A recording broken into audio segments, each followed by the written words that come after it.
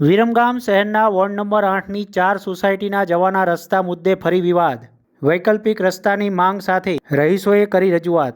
વિરમગામ શહેરના ward number 8માં આવેલા Avani society, સંજીવની society, Mangalam સોસાયટીના રહીશોએ મોટી સંખ્યામાં ચીફ ઓફિસર અને નાયબ કલેક્ટરને લેખિત મૌખિક રજૂઆત કરી હતી.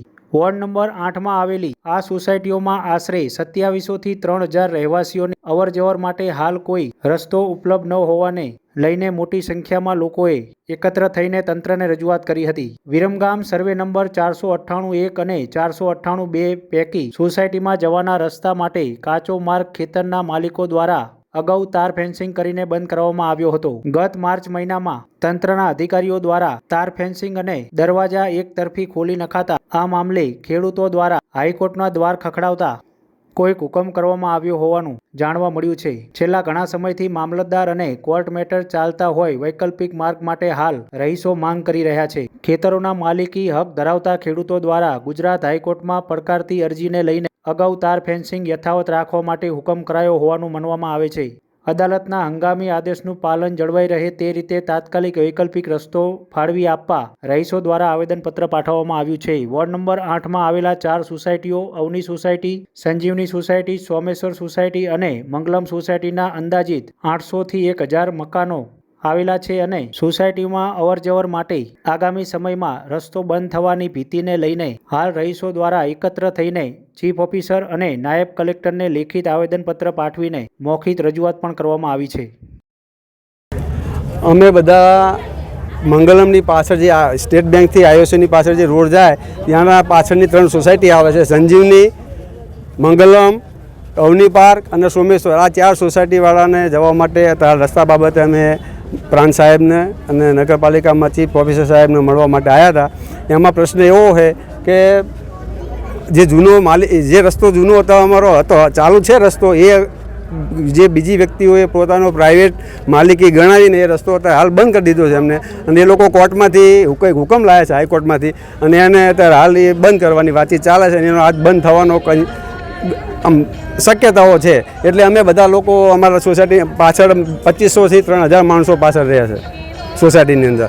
250થી 300 બાળકો ડેલી સ્કૂલે જવાવાળા. જો આ રસ્તો બંધ થઈ જાય તો પહેલો જ પ્રશ્ન એ બને કે સોસાયટીવાળાને કોઈને બહાર નીકળવાનો કોઈ રસ્તો જ નથી, એકે સોસાયટીવાળાને. બધા લોક જેમ આપણે કોવિડમાં બધા ઘરે રહેતા હતા એવી જ પરિસ્થિતિ અત્યારે ઉત્પન્ન થાય એવી છે, બરાબર. તે સિવાય કોઈ રસ્તો અમારી પાસે બીજો કોઈ રસ્તો જ નથી. આ બંધ થઈ જાય તો અમે બધા ઘરે રહેવું જ પડે. બાળકો સ્કૂલે ના જઈ શકે, અત્યારે હવે પરીક્ષાનો ટાઈમ છે, સ્કૂલોમાં છોકરો પરીક્ષા આપવા પણ ના જઈ શકે એવી પરિસ્થિતિનું નિર્માણ થાય એવી પોઝિશન છે. આજુબાજુમાં પાણી ભરેલું હોય એટલે કોઈ શક્યતા જ નથી બીજો કોઈ રસ્તોની. અને અમે વૈકલ્પિક રસ્તો અમને ફાળવે અને નવો રસ્તો કંઈક બનાવી દે ટેમ્પરરી, એના માટે અમે રજૂઆત કરવા માટે આવ્યા છીએ, જેથી હમણાં અમારો રસ્તો ખુલી જાય, અમને આવવા જવામાં સરળતા રહે. બસ એટલી અમારી રજૂઆત અમે એમને લોકોને આપી છે.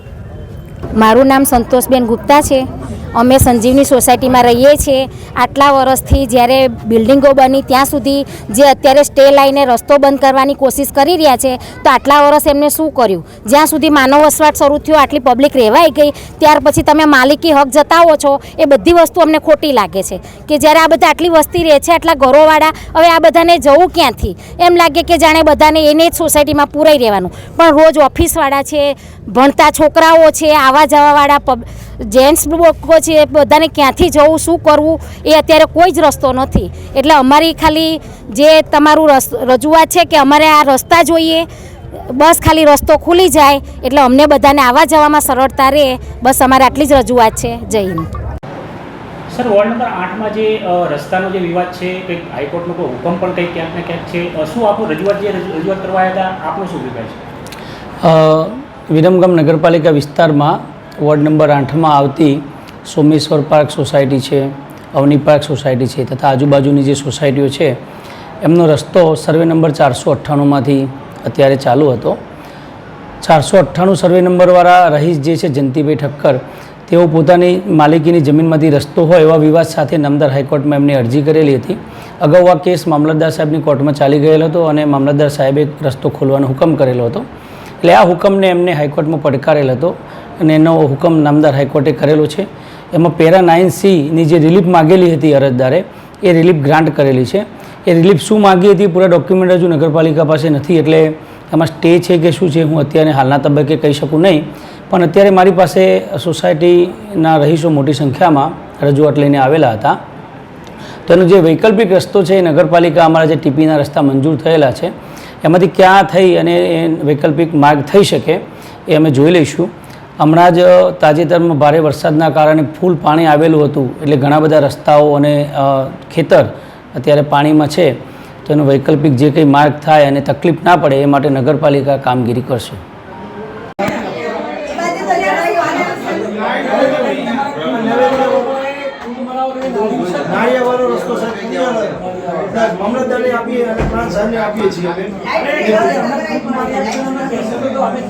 નગરપાલિકા કરે ડ્રેસિંગ કરીને અમારે લાઈટ નથી ભાઈ આવા જવાનું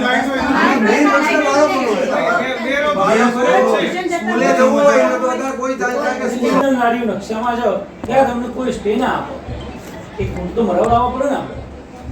એ તમારે નથી કરવાની, તો તમે ડીએલઆર ને મળી લો, યાર ઓફિસ તો અહીંયા થઈ ગઈ છે.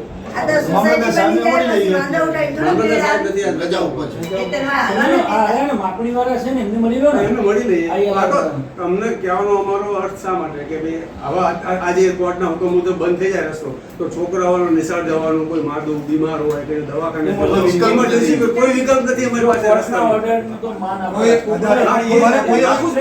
વૈકલ્પિક રસ્તો અને મંગલમના વચ્ચે થઈ અને ચિરાગ હાઉસિંગ બાજુ જાય, ત્યાંથી સીધો તમને કરીએ પછી આગળ તો સીસી રોડાઈ જાય છે. ટેમ્પરરી વ્યવસ્થા એ થઈ શકે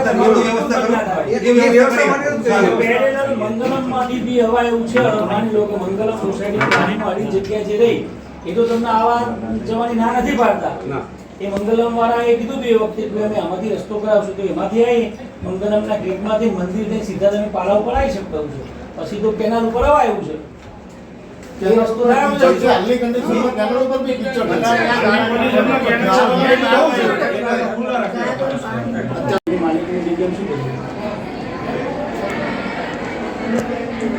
ચિરાગ વાળું અમે જોડાયેલું 20 થી 25 તો ગાડીઓ આવે બાળકો માટે, છોકરાઓને રહેવાનું. અત્યારે પાછું શું છે, અત્યારે 3 દિવસથી પરીક્ષાઓ ચાલુ થઈ ગઈ, બાળકો જશે કેવી રીતે? અમે તો બધા મોટા લોકો શું છે, અમે એડજસ્ટમેન્ટ કરી દીધી છે. તમામ સોસાયટીની રજૂઆત જ છે ભેગી, એટલા માટે તાત્કાલિક તૈયાર કર્યો છે. એ કોપી બીજી એક આપી દઈ છે એમને સારી શીખા સાથે. અને રજૂઆત એવી છે સાહેબ કે જે નવેલી છે સાહેબ બાજુનું એ ખુલ્લું કરી આપો સાહેબ. બાજુમાં શું છે? નવેલી છે તે હાલ જે બંધ છે, તે હાલ જે રનિંગ હતો વર્ષોથી ચાલતો હતો એ અત્યારે સ્ટેમાં આવી છે. આજે લગભગ હાઈકોર્ટે સ્ટે આપ્યો છે. હવે સ્ટેની અંદર કઈ રીતે સ્ટે લીધું એ આપણી પાસે વિગત નથી આવી, ત્યાંથી વિગત ઘટાડવાની. પણ એની બાજુમાં જ આપણું એક નેરવી જાય છે. નેરવી જાય છે એટલે નેરવી 2500-3000 વ્યક્તિઓ ત્યાં રહે છે, રહેવાસી. હવે એમને અવર જવર માટે કોઈ રસ્તો જ નથી. જો આ સ્ટે આવી જાય, આજે સ્ટે આવી જાય તો દરવાજો બંધ કરી દે તો કમસે કમ 150-200 વિદ્યાર્થીઓ છે જેની અત્યારે પરીક્ષાઓ ચાલે છે. રોજની 15 થી 20 ગાડીઓ આવે છે બાળકો માટે લેવા લઈ જવામાં. ઇમરજન્સી એ બાળકોનો અભ્યાસનું શું થશે? તમે ત્યાં ચીફ ઓફિસરનો અરજી આપેલી આપીને જ આવ્યા છે, બાજુમાં જ આવે છે. આ તમારે અમને આપવાનું છે કે હા, આપી ખાલી દીધું. આટલું જ તમને બીજી કોપીઓ રિસીવ કરાવી દઉં. બીજી સહી કરાવી અમે રિસીવ કરાવી દઈશું. એક કોપી રાખી અમારે આપવાનું હોય તો બાજુમાં અમારા રજીસ્ટર શાખા ત્યાં રિસીવ કરાવી દો.